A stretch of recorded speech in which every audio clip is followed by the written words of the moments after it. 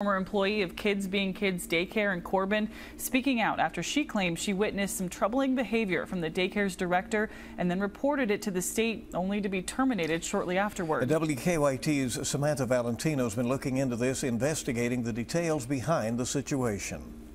This former employee, who has asked to remain anonymous, says she only worked at Kids Being Kids Daycare in Corbin for 7 months. At her request, we've altered her voice to conceal her identity. She would jerk them up and take them to the bathroom, and then obviously whoop them, and then come out and look at the teacher that's in that room and say, you didn't see or hear anything. The she's referring to is the daycare's director. The employee's report to the state alleges that on June 20th, the director started, quote, smacking one of the kids. Then took her to the bathroom and whooped her, and then came to the nursery and was bragging about it. The Cabinet for Health and Family Services confirms to WKYT that they are investigating a situation involving Kids Being Kids Daycare in Corbin, but they could not release any other information. And on July 5th, whenever everybody picked up the checks, there was letters in the check saying that we are terminated for unsatisfactory work.